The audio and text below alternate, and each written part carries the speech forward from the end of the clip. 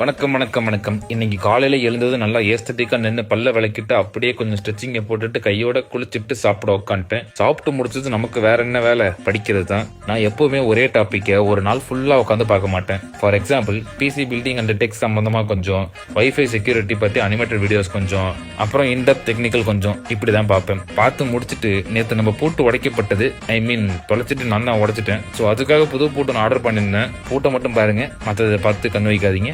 இப்போ என்ன பிரச்சனைனா, ஆர்டர் பண்ணும்போது 3 கீ இருக்குன்னு போட்டுருந்துச்சு, பட் வந்தது 2 கீ தான். சரி 2 எக்ஸ்சேஞ்ச் போட்டு வேற பூட்டு வாங்கினா அதுலயும் 2 கீ தான் இருந்துச்சு. அப்புறம் போங்கடா நீங்களும் உங்க பூட்டு ஒன்று ரிட்டர்ன் போட்டு ரீஃபண்ட் வாங்கிட்டேன். மதியத்துக்கு சாம்பார் சாதம், வீடியோ எடுக்கலை, கூட 2 முட்டையை வச்சு சாப்பிட்டாச்சு. அப்புறம் ஸ்ட்ரைட்டா டின்னர் தான். டின்னருக்கு எக் ரைஸ், முட்டை சோற.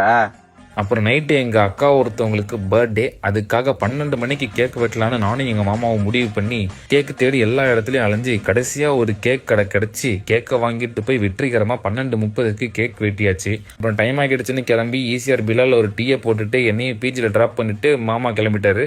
இத்துடன் கதையை முடிகிறது. நாளைக்கு பார்ப்போம்.